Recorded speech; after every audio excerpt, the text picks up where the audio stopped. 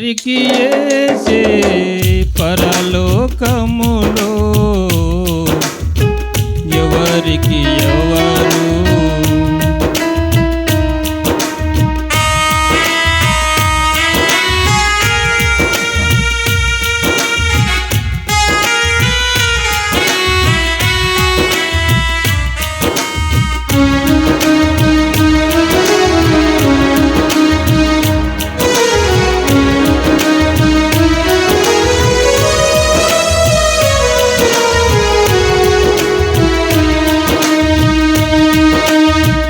ఎవరెవరో ఎదురవుతుంటారు, ప్రాణానికి నా ప్రాణం అంటారు. ఎవరెవరో ఎదురవుతుంటారు, ప్రాణానికి నా ప్రాణం అంటారు. కష్టాలలో వారు కదలిపోతారు, కరుణగల యేసు నాతో ఉంటాడు. కరుణగల యేసు నాతో ఉంటాడు. ఎవరికి ఎవరు ఈ లోకములో, చివరికి యేసే పరలోకములో, ఎవరికి ఎవరు?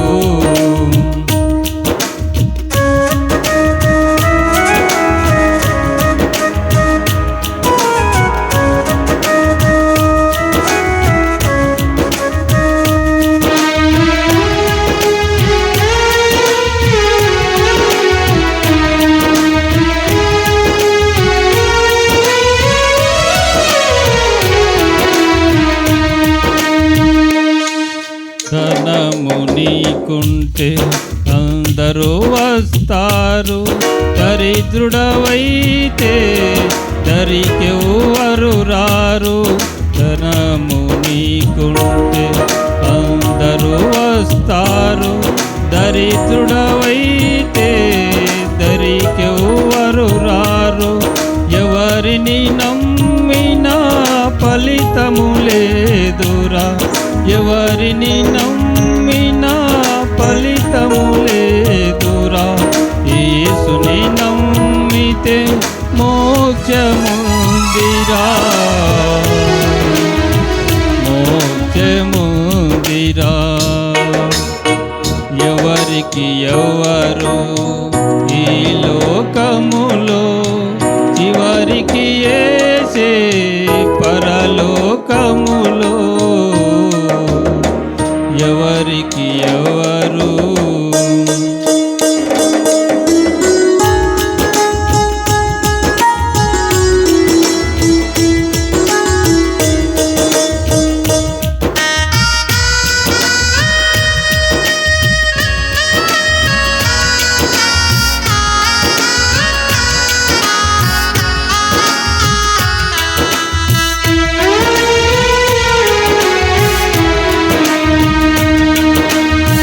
మనసుల సాయము వ్యర్థమురా, రాజుల నమ్మిన వ్యర్థమురా.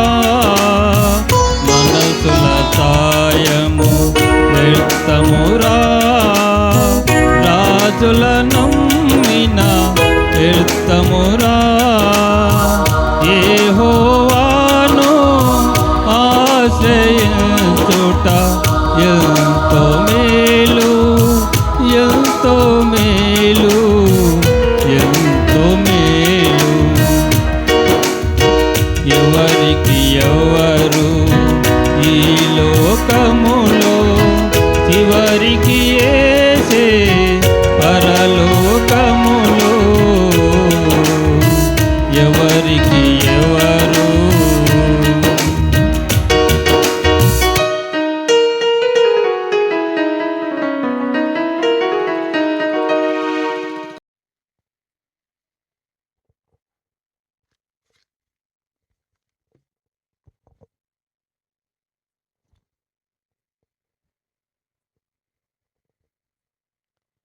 చేరి వచ్చిన మీకందరికీ ప్రభువైన యేసుక్రీస్తు నామమున ప్రేమ వందనాలు.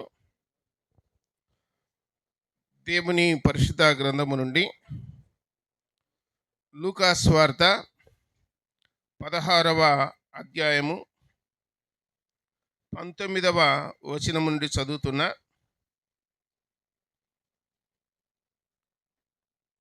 ధనవంతుడు ఒకడు ఉండెను. అతడు ఊదారంగు బట్టలను సన్నపునార వస్త్రమును ధరించుకొని ప్రతిదినము బహుగా సుఖపడుచుండువాడు. లాజరు అను ఒక దరిద్రుడుండెను. వాడు కురుపులతో నిండిన వాడై ధనవంతుని ఇంటి వాకిట పడియుండి అతని బల్ల మీద నుండి పడు రొట్టె ముక్కలతో ఆకలి తీర్చుకొనగోరెను. అంతేగాక కుక్కలు వచ్చి వాని కురుపులు నాకెను. ఆ దరిద్రుడు చనిపోయి దేవదూతల చేత అబ్రహాము రొమ్మున ఆనుకొనుటకు కొనిపోబడెను. ధనవంతుడు కూడా చనిపోయి పాతిపెట్టబడెను. అప్పుడు అతడు పాతాళంలో బాధపడుచు కన్నులెత్తి దూరం నుండి అబ్రహామును అతని రొమ్మున ఆనుకొని ఉన్న లాజరును చూచి, తండ్రివైన అబ్రహామా, నా యందు కనికరపడి తన వ్రేలికొనను నీళ్ళలో ముంచి నా నాలుకను చల్లార్చుటకు లాజరును పంపుము. నేను ఈ అగ్నిజ్వాలలో యాతన పడుచున్నానని కేకలు వేసి చెప్పాను. చిన్న మాట ప్రార్థన చేద్దాం. పరలోకపు తండ్రి, మహిమగల దేవ, యేసు ప్రభువా, సర్వాధికారి, మీకు స్తోత్రములు నాయన.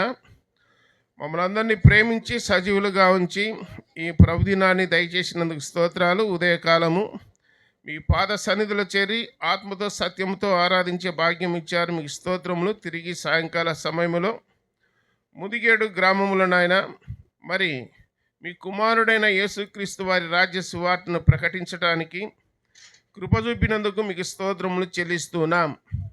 ఈ శబ్దయంత్రం ద్వారా ఎందరైతే జీవము గల మీ మాటలు వింటున్నారో వారి హృదయాలలో కార్యము జరిగించండి. మీరు నిజమైన దేవుడని, పాపములు క్షమించే దేవుడని, పరలోకానికి మార్గమై ఉన్నారని, మీరు తప్ప వేరొక దేవుడు లేడని ప్రజలు తెలుసుకున్నట్లు వారి మనోనేత్రాలు తెరవమని ప్రార్థన చేయుచున్నాం. చదువుకున్న వాక్య భాగాన్ని దీవించి ఆశీర్వదించి మాకు పంచిపెడుదురని, మీ సన్నిధి మాతో ఉంచుదురని, నిద్రమత్తున ఆయాసను దూరపరచుదురని, మాతో మాట్లాడుదురని ప్రియరక్షకుడైన యేసుక్రీస్తు వారి ఘనమైన శ్రేష్టమైన నామమున స్తోత్రములు చెల్లించి బతిమాలి దీనులమై వేడుకొనుచున్నాము తండ్రి, ఆమేన్. చదువుకున్న వాక్య భాగంలో ప్రభువైన యేసుక్రీస్తు శరీరధారిగా భూలోకంలో ఉండినప్పుడు ఆయన ఉపమానము లేకుండా ఏదియూ బోధింపలేదని చెప్పి వాక్యంలో రాయబడింది. ఇక్కడ మనం చదువుకున్న వాక్య భాగము ఉపమానం కాదు, జరిగినటువంటి సంఘటన యేసు ప్రభు చెప్పాడు. జరిగిన సంఘటన. ఈ ప్రపంచంలో మానవుడు మరణిస్తే ఎక్కడికి వెళ్తాడో ఒక పరిశుద్ధ గ్రంథంలో తప్ప ఇంకా ఏ గ్రంథాల్లో లేదు. మీరు నమ్మినా నమ్మకపోయినా ఏ గ్రంథాల్లో లేదు. మానవుడు మరణిస్తే ఎక్కడికి వెళ్తాడో పరిశుద్ధ గ్రంథంలో రాయబడింది. ఆ సంఘటన యేసు ప్రభు ఆనాడున్న ప్రజలకు తెలియజేసినాడు. ధనవంతుడు ఒకడు ఉండెను అని రాయబడింది. దరిద్రుడైన లాజరు అని ఒకడు ఉండెను అని రాయబడింది. బైబిల్లో ధనవంతుని పేరు రాయబడలే, కానీ దరిద్రుని పేరు రాయబడింది. ధనవంతుని పేరు ఎందుకు రాయబడలేదు, దరిద్రుని పేరు ఎందుకు రాయబడింది? కారణం ఏమి? మీరు ఆలోచన చేసి చెప్పండి. ధనవంతుడు దేవుని నమ్ముకోలే, దరిద్రుడు నమ్ముకున్నాడు, దేవుని మీద ఆధారపడి బ్రతుకుతున్నాడు. దరిద్రుడు దేవుని నమ్ముకున్నాడు కాబట్టి ఆయన పేరు రాయబడింది. ధనవంతుడు దేవుని నమ్ముకోలే, ఇష్టానుసారంగా జీవిస్తున్నాడు కాబట్టి ఆయన పేరు రాయబడలే. మీ పిల్లలను స్కూల్కి పంపుతూ ఉంటారు, చిన్నపిల్లలు నర్సరీకి అట్లా పంపేటప్పుడు పేర్లు రాయిస్తారా, పేర్లు రాయించకుండానే పంపించంటారా స్కూల్కు? పేర్లు రాపియరు. మీరు మీ పిల్లల పేర్లు రాపియరు, రాసుకొన్నాకనే స్కూల్కి పంపేది. రాపించకుండా స్కూల్కి పంపించే ఎన్నికి పంపించారు, ఇంటికి అవసరం లేదు పోరు. కాబట్టి అట్లనే దేవుడు కూడా ఏం చేస్తాడంటే ఆయన ఎందు విశ్వాసం ఉంచినోళ్ళను, ఆయన నమ్ముకొన్నోళ్ళను వారి పేర్లు మాత్రమే ఆయన దగ్గర ఉంటాయి. మిగతా వాళ్ళ పేర్లు ఉండవు. ఎవరైతే నమ్ముకుంటారో వారి పేరు జీవ గ్రంథంలో రాయబడిందని చెప్పి గ్రంథంలో రాయబడింది. యోహను సువార్త 1వ అధ్యాయం 12వ వచనంలో తన్ను ఎందరు అంగీకరించిరో అనగా తన నామమందు విశ్వాసముంచు వారికి అందరికీ దేవుని పిల్లలగటకు ఆయన అధికారము అనుగ్రహించానని రాయబడింది.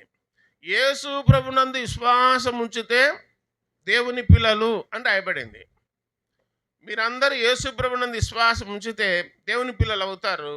ఒకవేళ యేసు ప్రభునందు విశ్వాసం ఉంచకపోతే లోకములో ఒకడు ఉన్నాడు సాతానుడు, వాని పిల్లలు అవుతారు.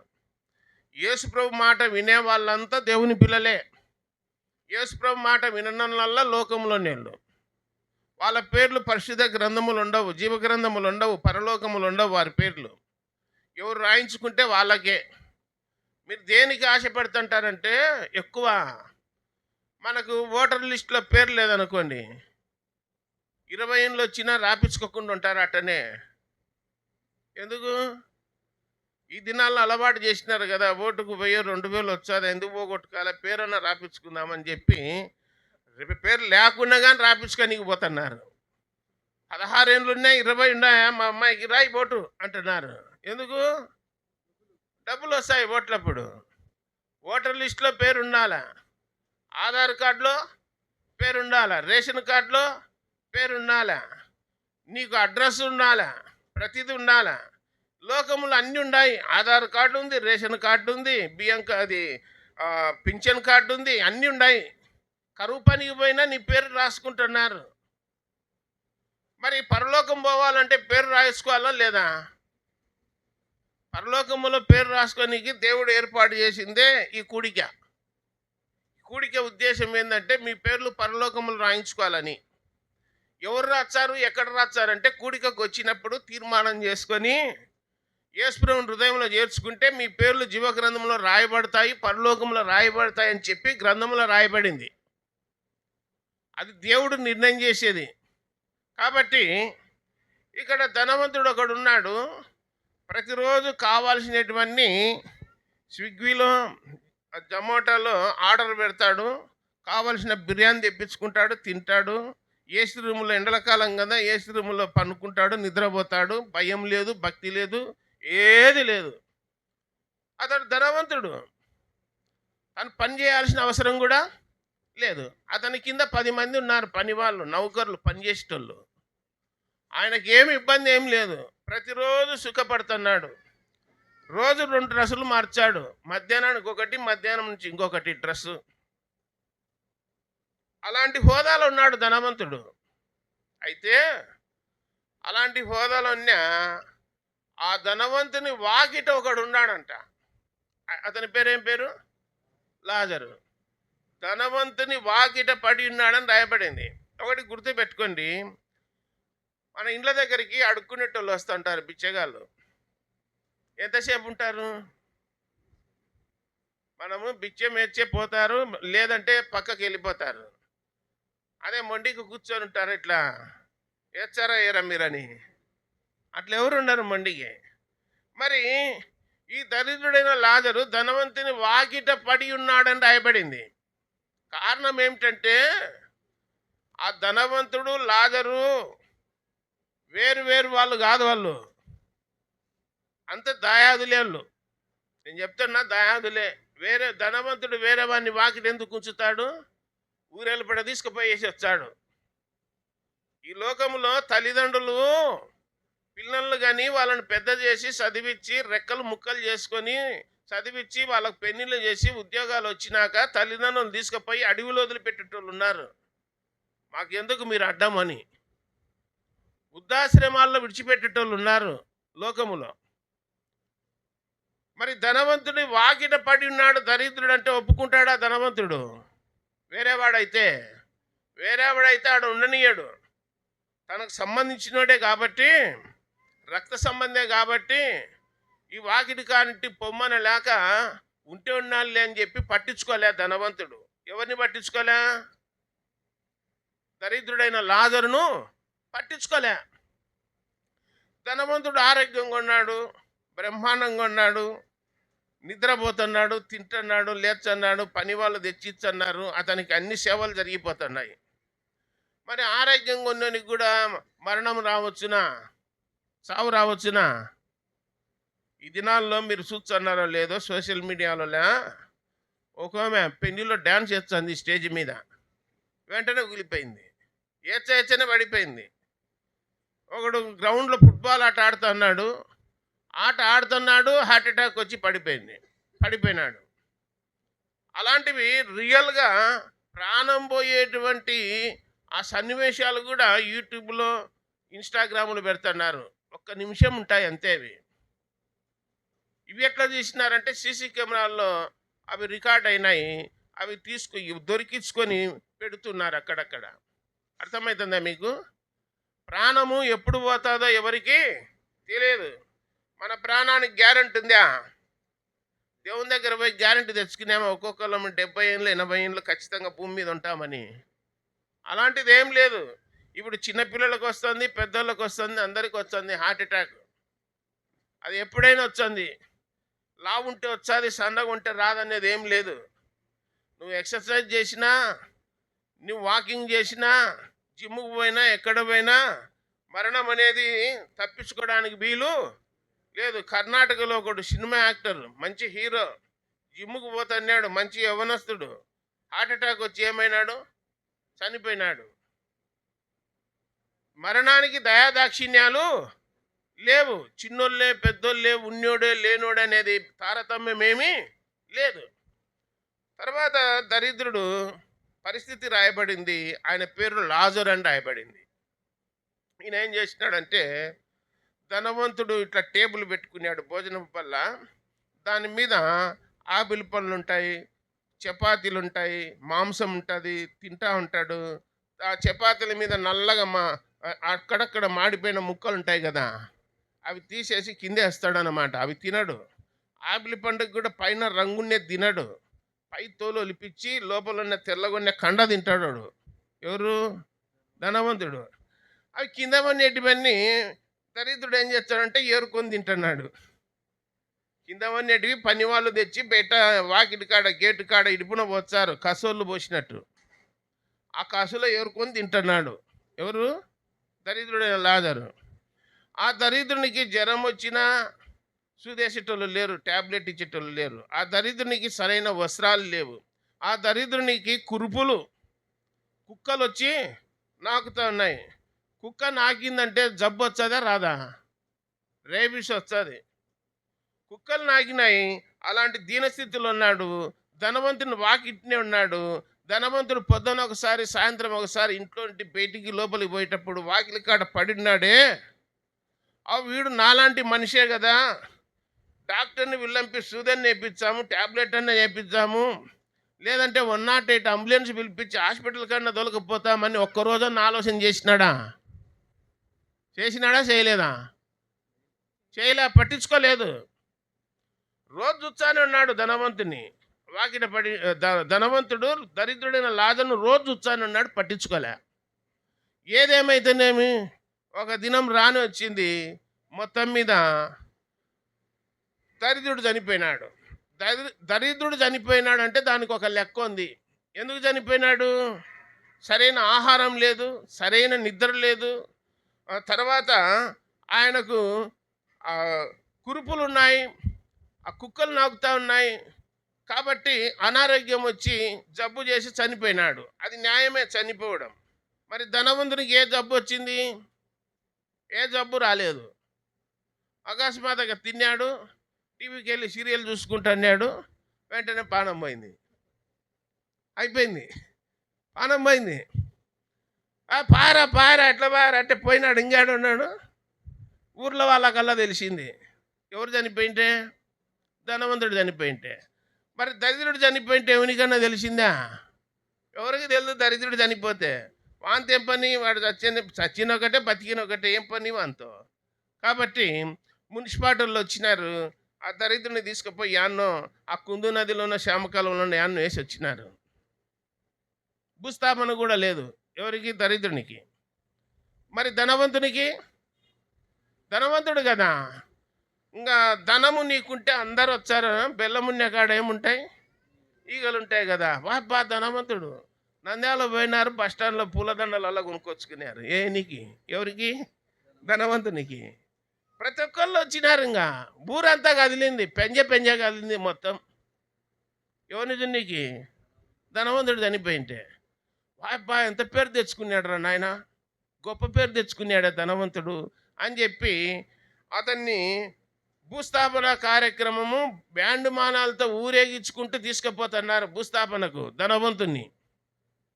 ప్రజలు వచ్చినారు, పెద్ద పెద్ద ఎమ్మెల్యేలు వచ్చినాడు, ఎంపీ వచ్చినాడు, రాజకీయ నాయకులు వచ్చినారు భూస్థాపనకు. ధనవంతుడు కాబట్టి, కోటీశ్వరుడు కాబట్టి. మొత్తం అయిపోయింది. 3 దినాలనో 5 దినాలనో ఒక దినము కూడిక ఏర్పాటు చేసినారు. ఏ కూడిక? మీరు ముదిగేరులో నీళ్ళు అన్నీ తెలుసు కానీ మౌనంగా ఉన్నారు. ఒక కూడిక ఏర్పాటు చేసినారు, జ్ఞాపకార్థ కూడిక. మనకయ్యా ఆదరణ కూడిక, నమ్ముకొనేళ్ళకు ఆదరణ కూడిక. నమ్మనోళ్ళకి ఏంది? వైకుంఠ ఆరాధన పెడతారు, దీపారాధన అని. వాళ్ళ దీపాలు ముట్టించి అన్ని పేపర్లకు వేసినారు ధనవంతుని ఫోటో. అన్ని పేపర్లకు బీద బిక్కు అందరూ తినొచ్చు, వచ్చి భోజనాలు చేయొచ్చు అని చెప్పి పేపర్లు వేసినారు. కాబట్టి ఆ పేపర్లు ఏమైనా వేసినారంటే ధనవంతుని ఆత్మకు శాంతి చేకూరును గాక అని వేసినారు. అదే దరిద్రుడు చనిపోతే పేపర్లో ఫోటో వేసినారా? ఎవరు పట్టించుకోలేదు. కానీ బైబిల్లో ఏం రాయబడింది? దేవుని పరిశుద్ధ గ్రంథములు ఏమని రాయబడిందంటే, దరిద్రుడు చనిపోయి దేవదూతల చేత అబ్రహాము రొమ్మున ఆనుకొనుటకు కొనిపోబడెను అని రాయబడింది. అదే సమయంలో ధనవంతుడు కూడా చనిపోయి అప్పుడు అతడు పాతాళములో కళ్ళు తెరిచినాడు. గుర్తుపెట్టుకోండి, బైబిల్ ఏం చెప్తాదంటే, దుష్టులను దేవుని మరచు జనులందరూ పాతాళమునకు దిగిపోవుదురు అని చెప్పి కీర్తనలు 9వ కీర్తన 17వ వచనంలో రాయబడింది. దుష్టులు దేవుని మరచు జనులందరూ పాతాళానికి దిగిపోతారు. ఇంకొక స్థలంలో ఏమనుందంటే క్షణములో పాతాళం పోతారని రాయబడింది. క్షణములోనే, 1 సెకండ్ వెళ్ళిపోతుంది ఆత్మ. 1000 కిలోమీటర్ల స్పీడ్తో భూమి కింద పాతాళం ఉంది, పాతాళానికి వెళ్ళిపోతాదని చెప్పి గ్రంథములో రాయబడి ఉన్నది. సరే, ఇద్దరు చనిపోయినారు. ధనవంతుడు చనిపోయినాడు, దరిద్రుడు చనిపోయినారు. భూమి మీద అట్టహాసంగా వీళ్ళు భోజనాలు ఏర్పాటు చేసినాడు ధనవంతుడు. వాళ్ళు సమాధి కూడా బ్రహ్మాండంగా కట్టి పెట్టినారు, పెద్ద చర్చలు కట్టించినట్టు. నంద్యాలలో పెద్ద చర్చలు సమాధులకు పెడతారు డబ్బులు, బతికినప్పుడు అన్నం పెట్టరు, సమాధులకు ఖర్చు పెడతారు. కాబట్టి ఇదంతా అయిన తర్వాత ఏం జరిగిందో గ్రంథంలో రాయబడింది. అప్పుడు అతడు పాతాళములో కండ్లు తెరిచి అని రాయబడింది. యాతన పడుచు, అగ్ని జ్వాలల మధ్యన యాతన పడుచు అబ్రహాము రొమ్మున ఆనుకొని ఉన్న లాజరును చూసి, తండ్రివైన అబ్రహామా లాజరును పంపి అంటున్నాడు. లాజరును నా దగ్గరికి పంపి అంటున్నాడు ధనవంతుడు. అబ్రహామును ఏమని పిలుచున్నాడు? తండ్రివైన అబ్రహామా అంటున్నాడు. అంటే అబ్రహాము ధనవంతునికి తెలుసా తెలియదా? ఇప్పుడు తెలిసిన వాళ్ళనైతే ఏమక్క బాగున్నావా, ఏమన్నా బాగున్నామా అంటావు తెలిసిన వాళ్ళైతే. తెలియని వాళ్ళను పట్టుకొని బాగున్నావా అన్నామనుకో, ఏడ చూసినావు నన్ను, ఏ ఊరు నీది అన్నారు. ఎవరి ముక్కు ముఖం తెలియని వాళ్ళని బాగుండామంటామా మనం? అనము కదా. మరి ధనవంతునికి ఎట్లా తెలుసు లాజరు అబ్రహాము ఎట్లా తెలుసు అంటే, ఈ ధనవంతుని ఆ ఇంటి పక్కనే చర్చి ఉంది. ఇంటి పక్కన ఏముంది? చర్చి, మందిరం ఉంది. మందిరంలో మీరు ఏమన్నా మొత్తుకొర్రి, ఏమన్నా చెప్పుకోర్రి, ఏమన్నా వాడుకోర్రి, మా పని నాదే, నా పని నాదే అని చెప్పి ఏసీ రూములో సుఖం పొందినాడు తప్ప దేవుని మాటలు అసలు పట్టించుకోలే ధనవంతుడు.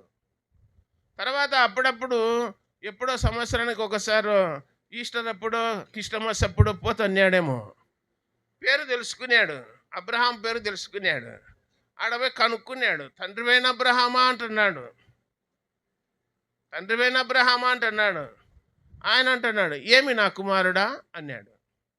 ఏమి నా కుమారుడు అన్నాడు. ఈ అగ్నిజ్వాలను యాతన పడతాను అన్నాడు. అంటే నేనేం చేయాలన్నాడు. నేనేం చేయాలి కాదయ్యా, గొంతు ఎండిపోతుంది, నాలుగు ఎండిపోతుంది, చిటికెనేలు నీళ్ళల్లో ముంచి నీటి సుక్కలు తీసుకురావాలంట లాజరు. ఎవరికి? ధనవంతునికి. మీకు అర్థమవుతుందా? మీరు అనుకుంటున్నారు లోకంలో 30 ఏళ్ళలో 50 ఏళ్ళలో 70 ఏళ్ళలో 80 ఏళ్ళలో బతికినాము, పెళ్ళిళ్ళు చేసుకున్నాం, పిల్లలు కన్నాం, మళ్ళీ పెళ్ళిళ్ళు చేసినాము, మనవళ్ళు మనవరాళ్ళు వచ్చినారు, మేము మెత్తమన్నాం, లోకం విడిచిపోయినాము, తర్వాత వీళ్ళ స్థితి వీళ్ళది, మా స్థితి మాదని చెప్పి అనుకుంటున్నారు. కొందరు అంటూ ఉంటారు చనిపోయినాక తక్కిడో బిక్కిడో, మట్టి మట్టిలో కలిసిపోయింది, గాలి గాల్లో కలిసిపోయింది, తర్వాత ఏం జరుగుతుందో మాకు తెలియదు అన్నట్లున్నారు లోకంలో. అట్టనే ఉన్నారు. కొందరు అంటూ ఉన్నారు ఈ వయసులో కాకపోతే ఇప్పుడు ఇంకెప్పుడు ఎంజాయ్ చేయాలన్నా అంటున్నాడు ఒకడు. యవన ప్రాయములోనే అన్నీ అనుభవించాలంట, తినుము త్రాగుము సుఖించుము అంటున్నాడు. కానీ గ్రంథంలో ఏమనుందో తెలిసిన, వీటన్నిటిని బట్టి దేవుడు ఏం చేస్తాడు? తీర్పులోనికి తెస్తాడని రాయబడింది. కాబట్టి ఆ ధనవంతుడు నా నాలుగు ఎండిపోతుంది, నోరు ఎండిపోతుంది, ఆ లాజర్ను పంపి అబ్రహామా, తండ్రివైన అబ్రహామా అని బతిమలాడుతుంటే అప్పుడు అన్నాడు, అబ్రహాం అన్నాడు, ఒరే ఒకరోజన్నా చర్చి పోయినారా నువ్వు? ఒకరోజన్నా దేవుని భయం కలిగి బతికినావా? నీ ఇంటి వాకిట పడి ఉన్నాడే ఒకరోజన్నా పిరికెడు అన్నం పెట్టినావా? ఒక సూర్యుని నేర్పించినావా? కనీసం సంవత్సరానికి ఒక వస్త్రమన్న తెచ్చిచ్చినావా నీకు దరిద్రునికి? అంటే ఏది లేదు. జవాబు రాలే. సూదేపిలా, మాత్ర తెచ్చిలా, ఒక వస్త్రం తెచ్చిలా, కనీసం వర్షానికి గేటుగాడ తడిసిపోతుంటే దుప్పటన్నా కప్పలే. ఎవడు? ధనవంతుడు. ఇప్పుడు వచ్చి నేను యాతన పడుతున్నా, గొంతెండిపోతుంది, నీళ్ళు తీసుకురారి అంటే ఎవడు తెచ్చాడు నీకు? ఎవడు తెచ్చాడు? పాతాళంలో. అందుకే నేను చెప్తున్నాను, భూమి మీద ఉన్నప్పుడే సెల్లులు పెట్టుకోర్రి, కావాల్సినవి సీరియల్స్ చూస్తార్రి, సినిమాలు చూడర్రి. పాతాళంలో ఎవడు చూపించాడు మీకు? అక్కడ సీరియల్స్ ఉండవు, సినిమాలు ఉండవు పాతాళంలో. ఇంకా అగ్గిలో కాలుతుండాల, అగ్నిజ్వాలల మధ్యన ఇంకా నెమ్మది లేకుండా కాలుతుండాల, యాతన పెడుతుండాల అక్కడికి పోయినాక. కాబట్టి అందుకనే భూమి మీద ఉండగానే గొప్ప గొప్ప వాళ్ళు మంచిగా సుఖం పొందుతున్నారు ధనవంతుని లెక్క. తర్వాత లోకం విడిచినాక ఆ సంగతి దేవుడెరుగులే అంటారు. మా ఇంటికాడ ఒక మంది దేవుని నమ్ముకోమ్మా, పరలోకం పోతావు, ఆడ నిత్య విశ్రాంతి ఉంటుంది, సంతోషం ఉంటుంది, నెమ్మది ఉంటుంది, అక్కడ ఏడుపు ఉండదు, దుఃఖం ఉండదు, బాధ ఉండదు, పనికి పోయేది కూడా ఉండదు ఆటెక్కి. ఎక్కడ? పరలోకంలో అని చెప్తే, నువ్వు పోతే పోయినావులేనా పరలోకము, ఎప్పుడు పోతావో చెప్పు అంటుంది నన్ను. అంటే ఏం మా అంటే, అదే మీరు ఈయన పోతే ఇండ్లు తీసుకుందామని అంటుంది. నేను పరలోకం పోతే ఇండ్లు తీసుకుంటానంట. మా ఇండ్లు అంటే మంచి ప్లాన్ చేసినావేంటి అన్నాక ఇంకేమంటుందంటే, ఏమన్నా బాధపడుతున్నావు అని అంటే, ఏం చేస్తావమ్మా, నరకానికి పోతావు, పాతాళం పోతావు నమ్మకపోతే అంటే, ఆమె అంటుంది, ఏమన్నా నేను ఒకదాన్ని ఉంటాను ఆ పాతాళంలో, ఎంతమంది ఉంటారో నాకు తోడు అంటుంది. మొత్తం ఉంటారు, పండగ చేసుకునేటోళ్ళు, సినిమా చూసేటోళ్ళు, సీరియల్ చూసేటోళ్ళు, మందిరానికి ఎగరగొట్టేటోళ్ళు మొత్తం పాతాళంలోనే ఉంటారు. నాకు తోడు దండిగా ఉంటారులే అంటుంది. ఇంకా మంచి పని చేసినావు, ఇంకా నీకు చెప్పినా కానీ అర్థం కాదులే అని వదిలిపెట్టినా. అని ఒకరోజు మా ఇంట్లో బాడక్కున్నారు, మిద్దె పైన ఉన్నారన్నమాట. ఆ రోజు నాగుల చవితి. పొద్దున పూట ఏం చేసిందంటే, ఒక గ్లాస్ నిండా పాలు తీసుకొని పూలు పెట్టుకొని పుట్టకపోయి పాలు పోసి వచ్చింది. సాయంత్రమే మెట్లమ్మడి సరసర వచ్చింది బుస పెట్టుకుంటా. ఏంటి? పాము వచ్చింటే ఏం చేస్తుందంటే, ఓ దేవదాసన్న అంటుంది. ఏమ్మా అంటే నో అవమానం వచ్చిందన్నా మిద్దె పైకి ఏనా అంటే, పొద్దున్నే కదేమ్మా పోసొచ్చింది పాలు అంటే, పొద్దున్నే కదా పుట్టలో పోసొచ్చింది, మీ దేవుడు ఇంటికి వచ్చినాడు అట్లా అని ఎందుకు భయపడుతున్నావు అంటే, చెంగున ఎగిరి మంచం మీద నిలబడింది, దిగకుండా అంది మంచంగా. ఏందమ్మా దేవుడు వచ్చింటే మంచం దిగకుండా ఉన్నావు, దండం పెట్టుకో అని చెప్పిన. నువ్వు బాగా చెప్తావు కాట ఎచ్చాది ఏమనుకునేవంటుంది. అంటే అంటే అందరితో పాటు పోవడము, పాలు పోయడము, పూజ చేసుకోవడం, మళ్ళీ ఇంటికి వచ్చినాక దేవుడు ఇంటికి వచ్చి మళ్ళీ నువ్వు భయపడి మంచం ఎక్కుతా దిగు అన్నా. దిగను అని చంపరన్నా అంటుంది. మీ దేవుని చంపితే ఇంకేమన్నా ఉందా అని కింద ఇంకొకడు ఉండా. ఆయన ఒక పట్టుడు కట్ట, నేను ఒక పట్టుడు కట్ట తీసుకొని చంపినాం. సుమారు ఒక 7 అడుగులు 8 అడుగులు ఉంది ఆ పాము. చంపినాక ఇంటి ముందు నుండి ఒరిగడ్డేసి కాల్చి దాని నోట్లో రూపాయి బిల్లను 10 రూపాయి బిల్ల పెట్టి తీసుకున్నారు. వాళ్ళ సెంటిమెంట్ అది.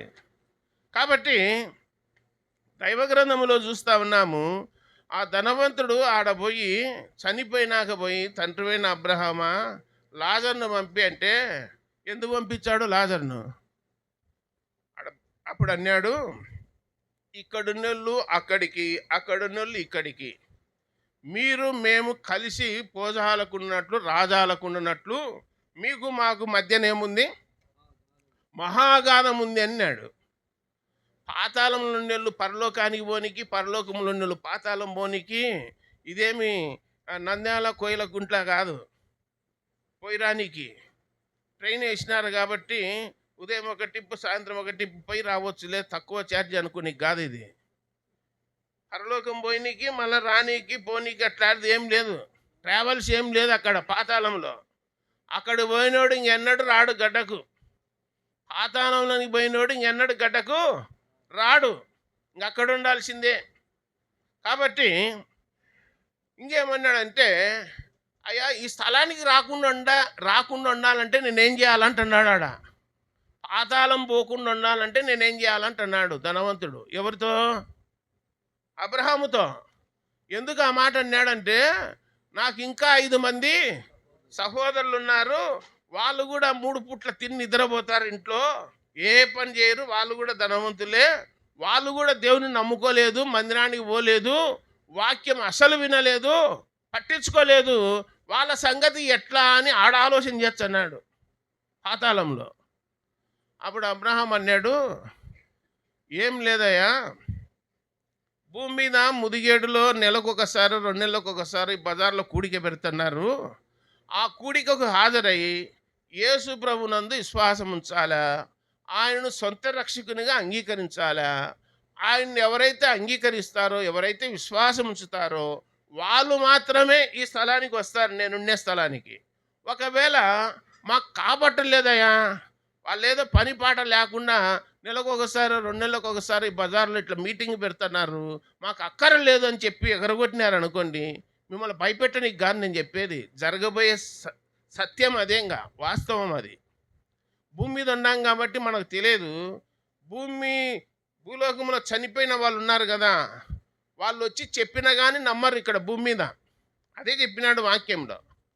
కాబట్టి ఈ కూడికలలో ఏం చేయాలంటే, యేసు ప్రభును సొంత రక్షకునిగా అంగీకరిస్తేనే అని చెప్పి ఉన్నట్లు అబ్రహాము ధనవంతునికి చెప్పినాడు. అప్పుడు ఆ ధనవంతుడు అంటా ఉన్నాడు, లాజర్ను పంపి అంటున్నాడు. ఎవరిని పంపించాలంట? లాజరును పంపి అని చెప్పి అడుగుతా ఉన్నాడు. లాజర్ను పంపించమని అడుగుతా ఉన్నాడు. అప్పుడు చనిపోయిన లాజరు, మనం అనుకున్నట్లే ఒకసారి ఆలోచన చేద్దాం. అబ్రహాము లాజర్ను పంపినాడు అనుకుందాం భూలోకానికి. ఎవరింటికి? ధనవంతుని ఇంటికే కదా రావాల్సింది. వచ్చి 5 మంది సహోదరులు ఉంటారు, వాళ్ళ భార్యలు ఉంటారు, పిల్లలు ఉంటారు, అందరు ఉంటారు.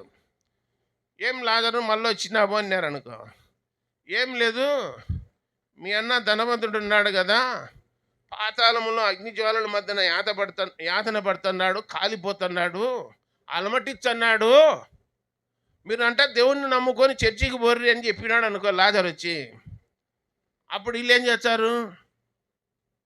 అరే పనికి మాలినాడా, నువ్వు దరిద్రుడుగా ఉండి కుక్కలు కురుపులు నాకి గేటు వాకిట పడినావు, ఇంకా బుద్ధి రాలేదే నీకు, మా అన్న ధనవంతుడు రా, పరలోకాన్నే ఉంటాడు, నువ్వేంది పాతాళం పోయినాడని చెప్తున్నావు, అగ్నిజ్వాలను యాత్ర పడుతున్నాడని చెప్తున్నావు, బుద్ధి ఉందా లేదా నీకు అని చెప్పి పట్టుడు గట్ట తీసుకొని ఎంబడి పడతారు. ఎవరిని? లాజరును. మొన్ననే ₹1,00,000 పెట్టి ప్రజలకల్లా అన్నం పెట్టినాం శాంతి జరగాలని ఆత్మకు. నువ్వు వచ్చి ధనవంతుని ఆత్మ పాతాళంలో ఉందని చెప్తే ఎట్లా నువ్వు అని అంటారా అనరా? ఖచ్చితంగా అంటారు. అతడు సత్యాన్ని చెప్పినా నమ్మరీడా. చనిపోయినాడు భూలోకానికి వచ్చి నేను చూసి వచ్చినంటే ఎవడు నమ్మడు అని చెప్పి అక్కడ అబ్రహామే చెప్పినాడు. కాబట్టి ఆడపోయి ఆలోచన చేస్తున్నాడు. మీరు ఒకటి గుర్తుపెట్టుకోర్రి, అబ్రహాము, ధనవంతుడు, లాజరు ముగ్గురు చనిపోయినలే. ముగ్గురు మాట్లాడుకుంటున్నారా లేదా? సంభాషణ ఉందా లేదా? చనిపోయిన వాళ్ళు మాట్లాడుతున్నారా లేదా? ఆ ధనవంతునికి కండ్లుండాయా? నోరుందా? నీళ్ళు కావాలని అడుగుతున్నాడా? తన గొంతు ఎండిపోతుందని చెప్తున్నాడా? మరి భూమి మీద ఎప్పుడే కదా ఇవి ఉండాల్సింది, మరి చనిపోయినాక ఎట్లొచ్చినాయి? మానవుడు భూమి మీద బ్రతికి ఉంటే ఆకలి కొంటాడు, కండ్లతో చూస్తాడు, తప్పికి కొంటాడు, యాతన పడతాడు, ఇబ్బంది పడతాడు, శ్రమ పొందుతాడు, దుఃఖం పొందుతాడు, బాధ పొందుతాడు, లేనిపోయిన అగసాట్లలో పడుతుంటాడు భూమి మీద.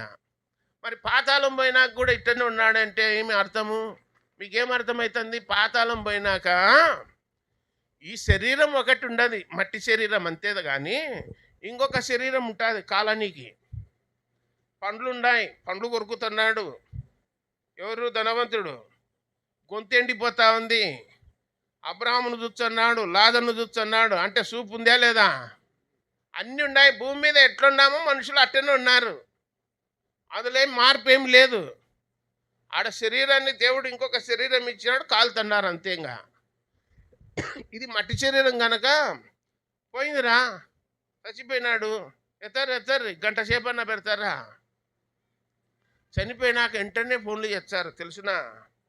ఎండలకాలం అయితే ఫ్రీజర్ బాక్స్ దారి ఉదయం 7 గంటలప్పుడు చనిపోయినాడు అనుకో, 5 గంటలకి ఎత్తుతారు సాయంత్రం. చనిపోయినాక పెట్టరు ఇంటికాడ. బతికుంటేనే ఎవరైనా పెట్టుకునేది. చనిపోయినాక ఉంచరు అసలు. మళ్ళీ చుట్టాలకు ఇబ్బంది, ఊర్లో పోయేటోళ్ళకు తొందరగా కానియరు పని అని చెప్తున్నారు. మరి చనిపోయిన వాని పరిస్థితి, వాళ్ళు ఎట్లా ఉన్నారు, ఏం కథ, వాళ్ళ సంభాషణ ఏంటి అని చెప్పి ఒక పరిశుద్ధ గ్రంథములోనే రాయబడింది. వాళ్ళు ఎక్కడ పోతారు అనేది. యేసు ప్రభువును నమ్ముకునే వాళ్ళు పరలోకం పోతారు, నమ్మనోళ్ళు పాతాళం పోతారు. ఇందులో అర్థం కాకుండా పోనీకేముంది? ఇదేమన్నా ఇంగ్లీష్లో ఉందా లేకపోతే అర్వములో ఉందా? మన తెలుగులోనే కదా అర్థమయ్యేటట్టు దేవుడు రాయించి ఇచ్చినాడా లేదా? కాబట్టి మన ప్రభు అయిన యేసుక్రీస్తు లోకానికి వచ్చింది దేనికంటే, పాతాళం ఉంది అన్నది తెలుసు, పరలోకం ఉన్నది తెలుసు. లోకములో ఉన్నవాడు సాతానుడు ఏం చేసినాడంటే ప్రజలకు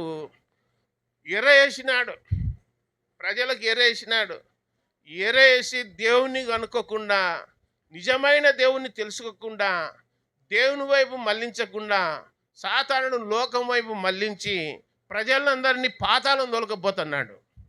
ఇదంతా గమనించినటువంటి సృష్టికర్తైన దేవుడు ఏం చేసినాడంటే అనేకులను లోకానికి పంపినాడు, దైవజనులు పంపినాడు, ప్రవక్తలను పంపినాడు, రాజులను పంపినాడు. వాళ్ళతో మాట్లాడినాడు.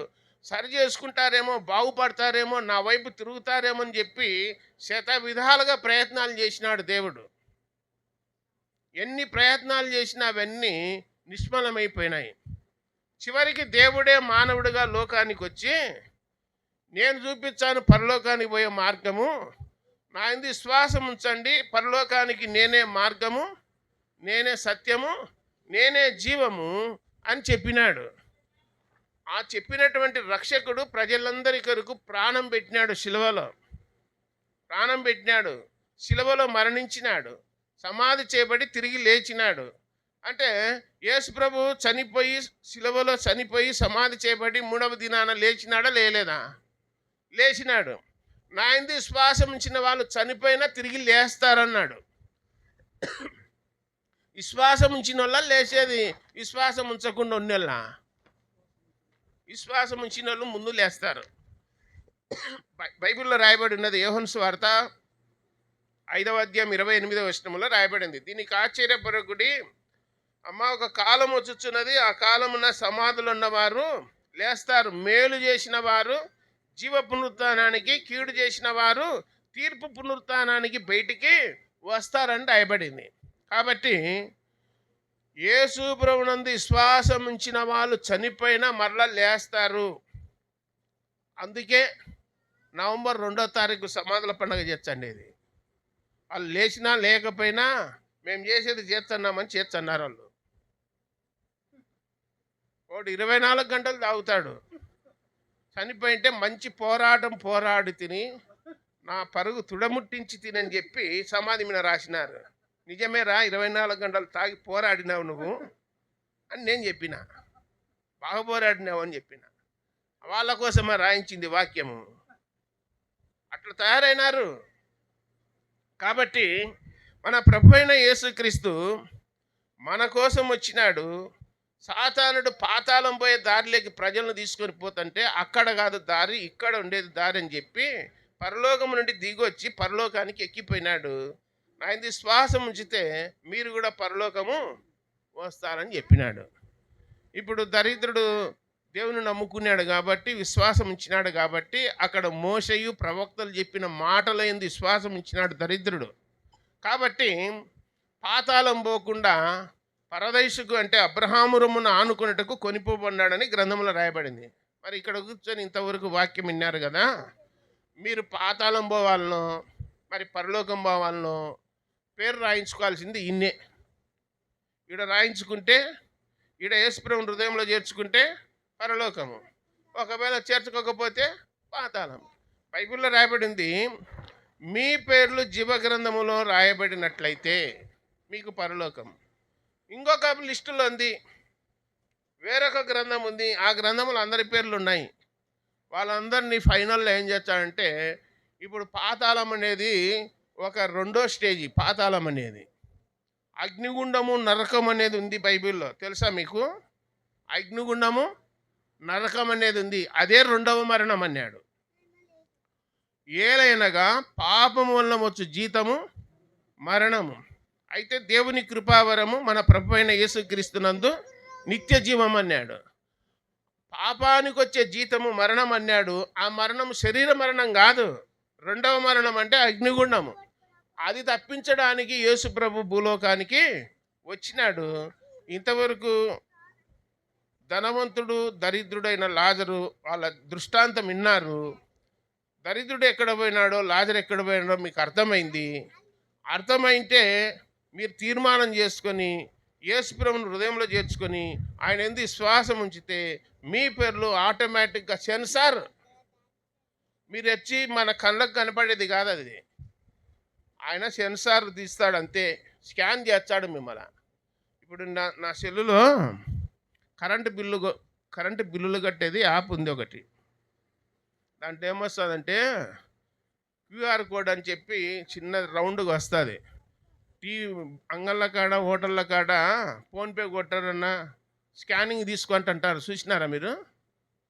అట్లా ఇక్కడ కూర్చొని ఎవరైతే హృదయంలో తీర్మానం చేస్తారో, యేసు ప్రభువును హృదయపూర్వకంగా మనస్ఫూర్తిగా చేర్చుకుంటారో వాళ్ళను దేవుడు స్కాన్ చేస్తాడు నీ హృదయాన్ని. నీ పేరు ఆటోమేటిక్గా అక్కడ రాయబడుతుంది. నువ్వు సందేహంగా, అనుమానంగా పెట్టుకున్నావంటే రాయబడదు. పూర్తిగా 100% నమ్మకముతో ఆయన చేర్చుకుంటే నీ పేరు ఎక్కడ రాయబడుతుంది? పరలోకములో. కాబట్టి తీర్మానం చేసుకొని యేసు ప్రభువుని నమ్ముకొని మీరు ముందుకు సాగాల. బైబిల్లో ఏమని ఉందంటే, రేపేం సంభవిస్తుందో మీకు తెలియదు, మీ జీవము ఏ పాటిది అంతలో కనబడి మాయమైపోవు ఆవిరి వంటిదని చెప్పి రాయబడింది. కాబట్టి దాదాపు ఒక 5 నెలల కిందట వేప చెట్టు కిందికి వచ్చింటి నేను. ఆడ లైట్ ఉంది చూడండి, వేప చెట్టు, ఆడ చెప్పిపోయిన వాక్యం. మళ్ళా ఈరోజు వచ్చేసరికి ఈ బజార్లో వేప చెట్టు కాంటి 100 అడుగుల దూరం వచ్చింది కూడిక. ఇంక ఇట్లా తిరిగి ఎట్లా పోతుందో ఇంక కూడిక అర్థం కావట్లేదు. మొత్తం ఊరల్లా తిరగాల కూడిక. మొత్తం అన్ని బజార్లు తిరిగితే అప్పుడు ముదిగేళ్ళు ఉండేళ్ళు మొత్తం పరలోకం చేరాల. అది దేవుని ఇష్టం. కాబట్టి మీరంతా దేవుని నమ్ముకొని ఆయన విశ్వాసం ఉంచి ఆయన పిల్లలై పరలోక రాజ్యానికి వారసులు కావాలని ప్రేమతో నేను మీకు తెలియజేయుచున్నాను. చిన్న మాట ప్రార్థన చేద్దాం. పరలోకపు తండ్రి, మహిమగల దేవ, యేసు ప్రభువా, మీ పాదాలకు స్తోత్రాలు నాయన. మీ కుమారుడైన యేసుక్రీస్తు వారి రాజ్య సువార్తను మీరు తెలియజేసిన సంఘటనను వివరించాము. ప్రజలకు అర్థమైంది. ఎవరైతే తీర్మానం చేసుకున్నారో వారిని అందరినీ గుర్తించండి, వారి పేర్లు జీవగ్రంథంలో రాయండి. దేవా స్తోత్రములు. తదుపరి మీ దాసుడు మీ వాక్య పక్షాన నిలుస్తున్నాడు. ఆయన ఏ మాటలు అవసరమైనాయో మీరు మాట్లాడి మహిమ పొందండి. ప్రజలందరినీ దీవించి ఆశీర్వదించుదురని ప్రియరక్షకుడైన యేసుక్రీస్తు వారి ఘనమైన జీవము గల నామమున స్తోత్రములు చెల్లించి బతిమాలి దీనులమై వేడుకొనుచున్నాము తండ్రి. ఆమేన్. అందరికీ వందనాలమ్మా.